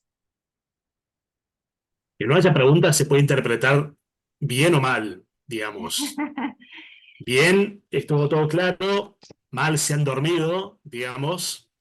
Bueno, ahí Profesor, están, ahí está. A ver, Bien, Ángela. vamos. buenas tardes. Buenas Disculpe que no tardes. puedo encender cámara, justo estoy trabajando, pero de igual manera muy interesante la clase. Mi nombre es Daniela de Salta Capital y muy interesante lo que usted compartió para todos nosotros. Mi pregunta en concreto sería, aprovechando el conocimiento que usted tiene, es cómo ve nuestro país en cuanto al Estado y a las políticas públicas con el actual gobierno. Por supuesto, sin entrar en un debate político, sino más bien mi pregunta va orientada a aprovechar el saber que usted tiene. Eh, pero ahí tu pregunta, Daniela, apunta que a una cuestión coyuntural, apunta a estos temas que hemos visto ahora, digamos, a dónde. Exactamente, a estos temas que hemos visto ahora, pero sobre todo al impacto en políticas públicas que podríamos llegar a Yo, tener. yo creo que esto, a ver, ¿qué nos pasa no solamente en Argentina, sino me parece a mí también en toda América Latina? En América Latina tenemos la tendencia que en materia de política pública, y si quieren más aún en materia de política económica, nos gana y nos absorbe la coyuntura. Y eso está bien, digamos. Tenemos la coyuntura macroeconómica, tenemos muchos problemas, tenemos recesiones, tenemos economías muy volátiles, tenemos cuestiones de inflación, tenemos cuestiones de tipo de cambio. Estamos todo el tiempo mirando qué pasa con los precios internacionales de los commodities que nosotros exportamos, cuánto vale el petróleo, cuánto vale el café, cuánto vale la soja, y está bien, digamos. Eso por una parte. Por otra parte, estas tendencias de las cuales estamos hablando ahora son tendencias que nos están pasando por encima, que las oímos, hablamos de cambio climático, hablamos de tecnología, hablamos de globalización y todo lo demás, pero estas tendencias están reconfigurando el mundo. Y a mí me da la impresión de que todas estas tendencias apuntan a que en el futuro vamos a tener que tener no menos intervención del Estado, vamos a tener que tener más intervención del Estado. Lo cual no necesariamente quiere decir más gasto público, porque por otra parte, uno de los grandes problemas que tiene la economía mundial, y acá ya sí hablo de la economía mundial, no solamente nuestras economías, es el nivel de deuda que tenemos. El nivel de deuda que hay a nivel mundial es verdaderamente astronómico, preocupante, inédito. Nunca el mundo tuvo la deuda que tiene hoy. Nunca el mundo estuvo tan en deuda. Cuando hablo del mundo, hablo de los dos sectores, sector público y sector privado. En algunos países la mayor parte del endeudamiento tiene que ver con el endeudamiento público y en otros países la mayor parte del endeudamiento tiene que ver con el endeudamiento privado. Digamos, eso la ley para todos los gustos. Con lo cual mi punto acá es, estas tendencias van a requerir más intervención del Estado. Lo hemos visto, a ver, por ejemplo, en términos, a ver, cambio demográfico, por ejemplo. ¿Qué implicancias tiene? Pregunto si quieren, como para que tengamos, también está bueno para que tengamos debate, ¿qué implicancias tiene sobre el gasto público el envejecimiento de la población? Que acá quizás, en América Latina todavía no es un problema, pero piensen en Europa, por ejemplo. En Europa están muy complicados con el tema del envejecimiento de la población. De hecho, lo que los está manteniendo a flote es la inmigración, que ahora se están cerrando y están diciendo no, que no vengan, pero mientras tanto, los que han mantenido la cosa a flote en Europa son los del norte de África, los marroquíes, los argelinos, los asiáticos. En su momento en Europa Occidental eran los europeos del este, los polacos, o sea, ahí hay un gran tema.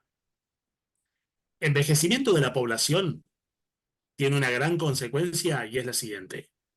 Cuanto más grandes son las personas en términos de edad, menos ahorran. A ver, yo como persona que trabajo, ¿cuándo ahorro? Y ahorro durante mi vida útil, entre comillas. Mientras tengo un trabajo, trato de ahorrar. En algún momento me jubilaré. Y cuando me jubile, comenzaría a vivir de lo que fui construyendo antes, con lo cual uno ahorra durante su vida laboral activa y desahorra durante su vida pasiva una vez que uno se retira. ¿Qué está pasando en Europa, en Estados Unidos, en Australia, en Canadá? Que la tasa de ahorro, que es la que financia las inversiones, está por el piso. Con lo cual ahí ya tienen un problema de largo plazo. Pero también tienen un problema de corto plazo enorme en términos de la sostenibilidad de la seguridad social.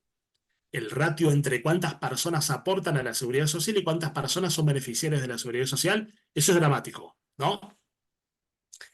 En América Latina, ¿qué está pasando? Que nos estamos aproximando muy rápidamente a estos ratios demográficos del mundo rico sin ser países ricos. Porque una cosa es el problema que tiene, por ejemplo, Japón, con una población muy vieja, pero con un ingreso per cápita de $60.000. Y otra cosa somos nosotros en América Latina, con poblaciones no tan viejas como la japonesa, pero para allá vamos, con ingresos per cápita que son la tercera parte. Entonces digo, todo esto va a requerir más intervención del Estado, pero más intervención del Estado no necesariamente quiere decir gastar más. Hoy hay todo un debate acerca de la eficiencia del gasto público, de la importancia de regular o no regular. Con lo cual, a ver, con respecto a tu pregunta, Daniela, yo preferiría no llevarla por nombre y apellido para un gobierno específico, preferiría tomarla como en un plano un poco más general.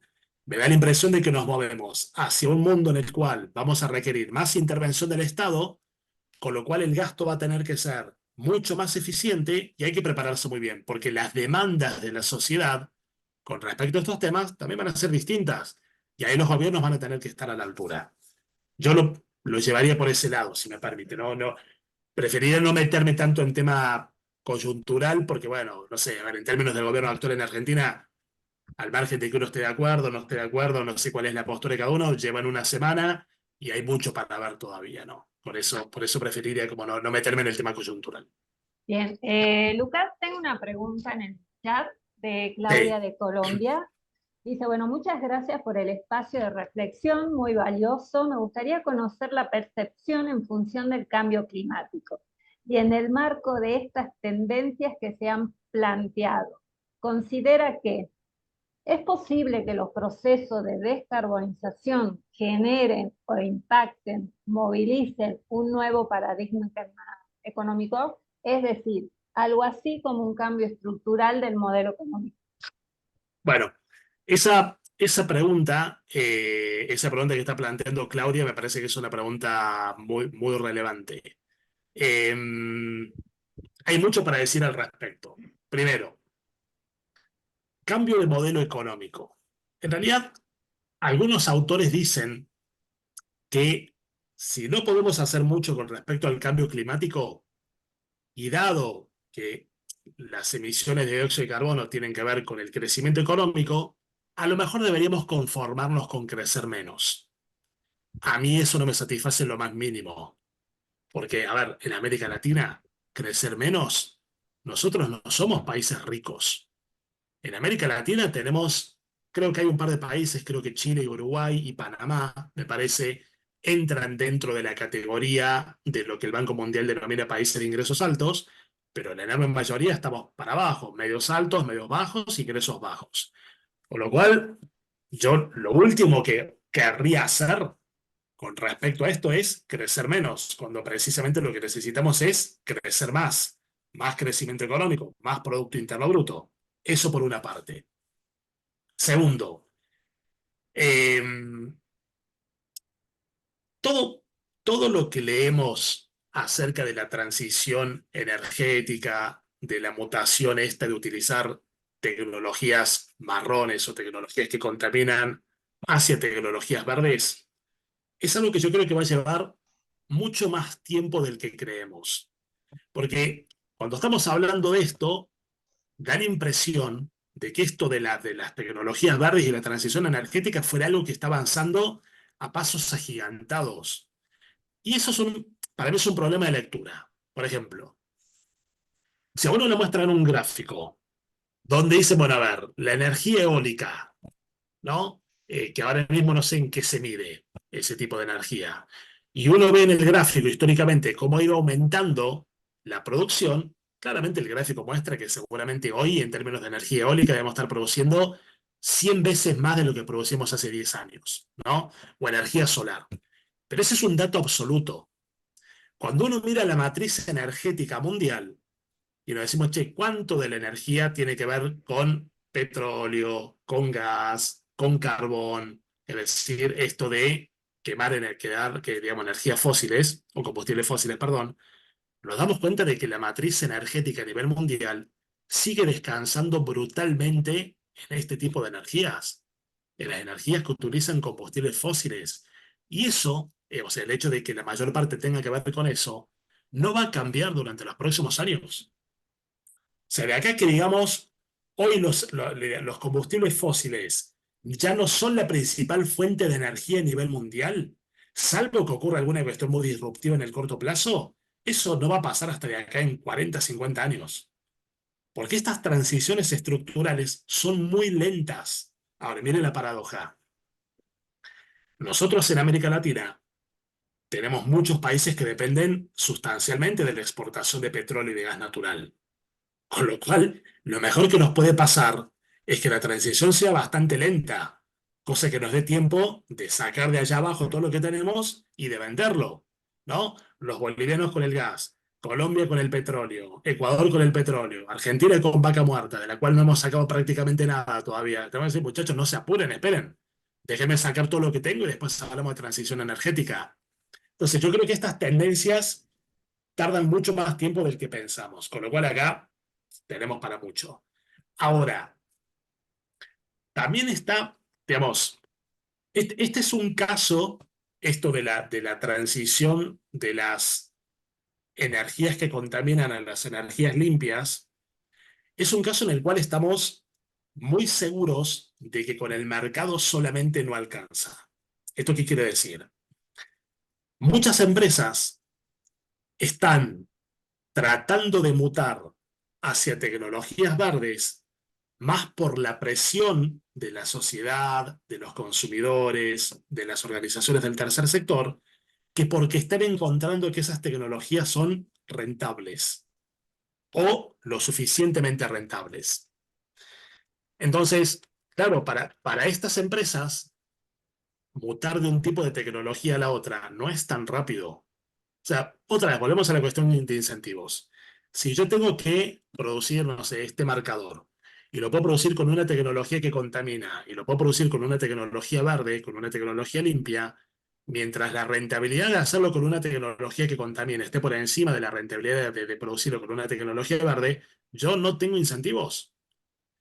Entonces, como los incentivos para el sector privado no se están moviendo muy rápido para ese lado, acá tenemos un campo en el cual el Estado tiene que intervenir. ¿De qué forma? Bueno, en términos, a ver, en términos de la literatura económica clásica, o sea, ustedes toman cualquier libro de microeconomía y siempre la recomendación o siempre la conclusión es que cuando el Estado interviene con impuestos, con subsidios, con lo que sea, genera lo que llamamos ineficiencias de mercado. Pero en este caso, estamos todos convencidos, liberales, keynesianos, no keynesianos, lo que sea, de que el Estado tiene que intervenir para hacer que la transición sea más rápida. ¿Cómo? Subsidiando. Si el problema es que, que un tipo de energía no es tan rentable como la otra, subsidia la energía menos rentable para que la empresa tenga más incentivos para mutar a esa. Porque por sí sola no lo va a hacer, o lo va a hacer a un ritmo muy lento. Una es subsidiarlo, o la otra es penalizarlo, ponerle un impuesto. Decirle, muy bien, ¿querés producir este marcador? Bárbaro. Para producir cada marcador, ¿cuánto emitís de dióxido de carbono? Perfecto. Por cada unidad de emisión de dióxido de carbono me vas a pagar tal impuesto. Básicamente, cuando pones un impuesto a la contaminación, ¿qué estás haciendo? Le estás aumentando a la empresa el costo de producción. Si la empresa no puede trasladar el aumento del costo al precio, su rentabilidad disminuye, con lo cual decir, che, con el impuesto ya no es tan rentable producir esto. ¿Qué pasa si voy a la otra tecnología?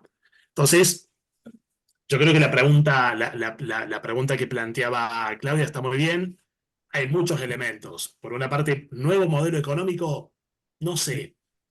Yo siempre soy amigo de crecer más. Ahora, otro punto interesante tiene que ver con ese gráfico que nosotros veíamos hace un Nada, momento, que estos pelotudos no me mandan las notas. en términos, perdón, el micrófono abierto, creo. Tiene que ver con la cuestión de la composición del Producto Interno Bruto.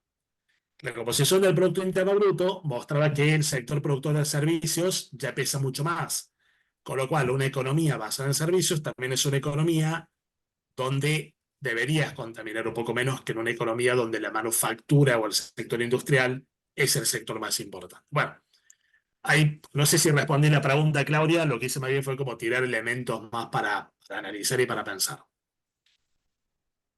¿Puedo hacer una pregunta o algún Sí, comentario? Sí, Sí, adelante, adelante. Sí, realmente es muy clarito tu exposición, profesor, y es inevitable, creo yo, no pensar en la coyuntura mientras uno te escucha y con todos los argumentos ¿no? teóricos y el universo conceptual con el cual has desarrollado la clase. Yo vivo en una provincia del norte de Argentina, en Santiago del Estero, y me inquieta dos cosas, dos cuestiones. En el caso de los municipios, por ejemplo, como gobiernos locales, como gobiernos más chicos, con menos capacidad de respuesta o reacción ante determinadas cuestiones, específicamente en la cuestión ambiental, por ejemplo, ¿qué rol pueden jugar? Porque uno te escucha o lee los datos y uno se siente realmente como una hormiguita en todo un universo donde dices, bueno, a ver, ¿qué podemos hacer desde este lugarcito, no? Por un lado una pregunta de ese tipo, y la otra, viviendo en una provincia como Santiago, donde los datos muestran que Santiago ha aumentado sus exportaciones, sobre todo de materias primas en el último año, eh, bueno, vos dices, a ver si uno compara la composición de la participación en el PBI, esto está obviamente disminuido. Dice, el Estado se necesita de la intervención del Estado para si se quiere financiar o que el sector de servicio pueda tener una mayor participación y también creo yo que por una cuestión ambiental, porque justamente algunos países de Europa tengo entendido que no están queriendo comprar ni carne ni soja si vienen de suelos deforestados, ¿no? Ahí como, ¿qué rol juega? Porque me da la sensación que indefectiblemente volvemos al Estado. sí. No, a ver, empiezo por la segunda, Ramiro. Por eso comentamos recién, yo creo que el Estado en todas estas tendencias no va a tener menos intervención, va a tener más intervención. El punto clave a mí me parece que es el siguiente. Yo recién les recomendaba, y de hecho lo voy a escribir acá en el chat por si les interesa, este libro que se llama El pasillo estrecho. Los autores son Acemoglu y Robinson. Este es un libro muy interesante porque habla sobre esto, habla sobre el tamaño del Estado y en realidad el argumento de ellos no es que no es si el Estado tiene que gastar más o el Estado tiene que gastar menos. Ese es un punto muy interesante porque a veces en América Latina tenemos como esta obsesión con, che, ¿cuánto gasta el Estado? Ah, el Estado gasta, o lo que gasta el Estado es equivalente al 45% del Producto Interno Bruto. Y es un montón, hay que bajarlo al 40%, hay que recortar tantos puntos, ¿no? Bueno, no digo que esté bien, no digo que esté mal, no sé, ¿no? O sea, ese es otro debate además muy relativo, porque 45% es mucho, no sé si es mucho, digamos. Los suecos, el Estado sueco gasta un 60% del PIB, digamos. Y tenés otros estados en economías que funcionan muy bien, como Corea del Sur, por ejemplo, donde el gasto público es el 30% del PIB. Con lo cual no es tan fácil eso, digamos. Tenés para todos los gustos acá. Claro. El argumento de Acemoglu y Robinson en este libro es que en realidad la clave es cómo el Estado se va adecuando a los nuevos requerimientos y demandas de la sociedad y a los nuevos requerimientos de las nuevas tendencias. O sea, no es gastar más o gastar menos. Es un tema de, che, la sociedad te va a pedir otro tipo de cosas. Tenés esta cuestión climática, tenés deforestación, ¿no? Es decir, bueno, estás deforestando. Donde estás deforestando, estás sembrando soja. Vendes esa soja, pero resulta que Francia no te la quiere comprar porque, bueno, y ahí claramente, ¿qué tenés? Tenés lo que en economía llamamos un fallo del mercado. Un fallo del mercado es cuando el mercado es incapaz de hacer las cosas bien. Y eso ocurre con mucha frecuencia. Con lo cual ahí tenés un rol del Estado, decirle, a ver, dos cuestiones, muchachos, deforestar nada, digamos, esta área no me la tocan. Perfecto, digamos. Estamos hablando de de reducir las emisiones de dióxido de carbono y de aumentar la absorción, y básicamente lo que absorbe dióxido de carbono son los pulmones verdes, y vos me venís a talar el bosque. Eso no lo podés hacer, ¿no? Con lo cual, yo no tengo dudas. Lo que pasa es que hemos degradado tanto el debate sobre esto y lo hemos reducido tanto a esto de cuánto gasta, que la visión aquí tiene que ser mucho más moderna, digamos, mucho más actual. Y con respecto a lo que comentabas en la primera, Ramiro, desde un municipio, yo creo que un municipio, a ver, hay dos cuestiones. El problema de los municipios muchas veces es cuántos recursos tenés, ¿no? Pues tenés pocos recursos, podés hacer poco. Tenés pocos recursos, que a ver, Ciudad Autónoma de Buenos Aires sí es un municipio, pero es un municipio que tiene el ingreso per cápita que tiene Bélgica. Con lo cual, digamos, en Buenos Aires no es un problema. En otros municipios tenés el problema, en Santiago del Estero tenés problemas, en Córdoba tenés problemas, en Salta tenés problemas. Con lo cual, ahí el punto es cómo volvés más eficiente el gasto. Porque si vos tenés un conjunto de recursos que son limitados, algo generás vos con algunos impuestos municipales, algo te da el gobierno provincial, básicamente, algo te llega del gobierno provincial por coparticipación, digamos. La verdad que hay mucho, no tenés mucho margen más, digamos, salvo que logres crecimiento económico a nivel interno en el municipio. Entonces, en ese caso es, ¿cómo hacemos para que el gasto sea más eficiente? Para que el gasto sea más productivo. O sea, ahí para mí el debate es eficiencia del gasto. Y eficiencia del gasto tampoco implica necesariamente, che, despidamos empleados públicos. No, formarlos, aumentar la productividad y todo lo demás. Va por ahí. Ahora, con respecto a estas cuestiones, yo creo que sí se pueden hacer actividades a nivel de municipio, ¿verdad? Para charlar en detalle, pero por ejemplo, todo lo que tiene que ver con sustentabilidad, todo lo que tiene que ver con la aplicación de la tecnología. A ver, si estamos hablando de inteligencia artificial, bueno, ¿y por qué no me pongo las pilas como municipio para ver qué de esto puedo aplicar en mi municipio y volver más productiva a la gente? O sea, podés aplicar inteligencia artificial a nivel de un municipio, lo podés hacer. Seguramente requerirá algo de formación, pero digo, también tiene que ver con la creatividad dentro de las restricciones que tenemos, digamos. No hace falta ser un municipio rico para poder hacer grandes cosas, me parece a mí, ¿no? Pero bueno, en esto Daniela sabe mucho más que yo, así que le pueden preguntar a ella cualquier cosa. Pero muy Eh, clarito, muy claro, porque, pero mirá qué paradoja, justamente el municipio donde yo vivo, el sector que más aporte realiza, sobre todo en lo que es la demanda de mano de obra, es el tercer sector, O sea, el de servicios, servicio. claro. Y en su momento había una planta industrial que procesaba soja y que eso ha generado también muchos inconvenientes en todo sentido, emanación de líquidos y todo lo demás. Pero yo noto eso por ahí, que los municipios, el otro día planteaba también en una reunión esta cuestión de que si el municipio hoy no trabaja la cuestión ambiental y la cuestión de género, me da la sensación que es un municipio que se quedó 100 años atrás, una cosa así. Sí, sí. Y por ahí yo noto que cuesta eso, que si bien hay escasez de recursos, pero bueno, pensemos en cuestiones de ver cómo se forma a los recursos humanos para trabajar sobre determinadas cuestiones, Sí. me parece, ¿no? Y ahí está el Estado, sí o sí.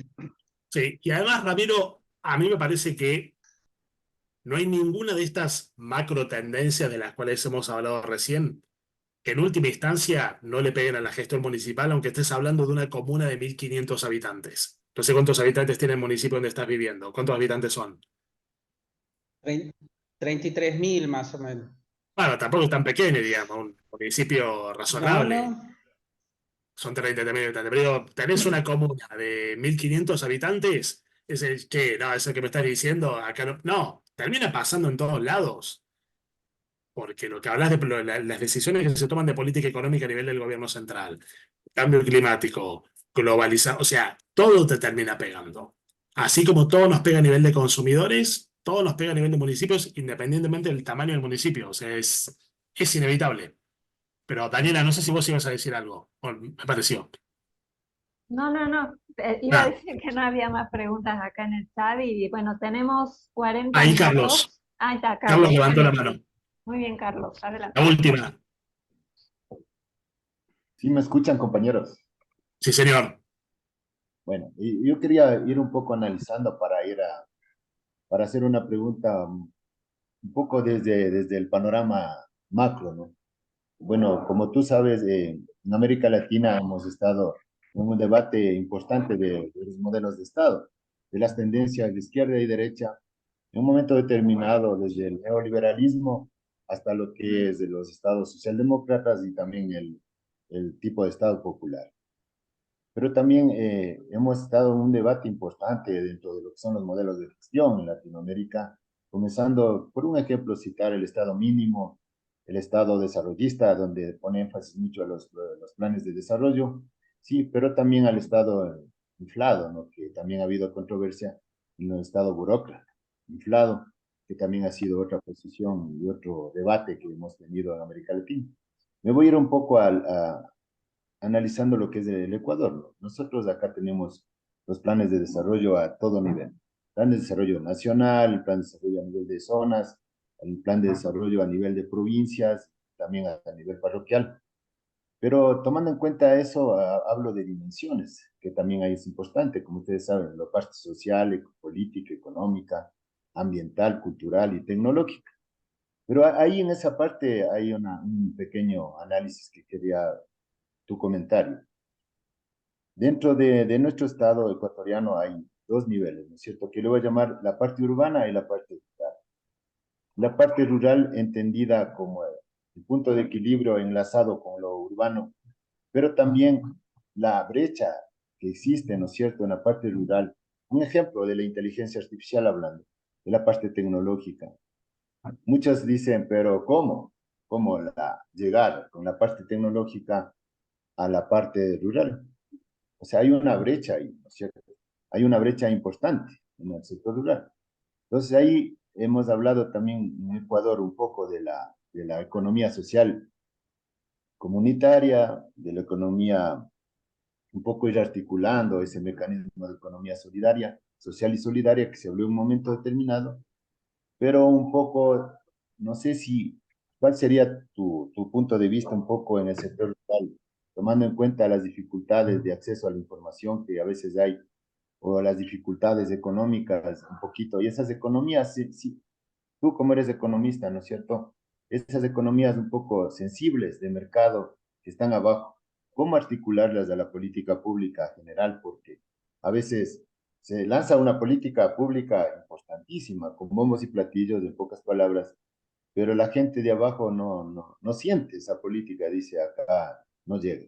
¿Será que existe una brecha importantísima todavía entre un mito y una realidad de la población?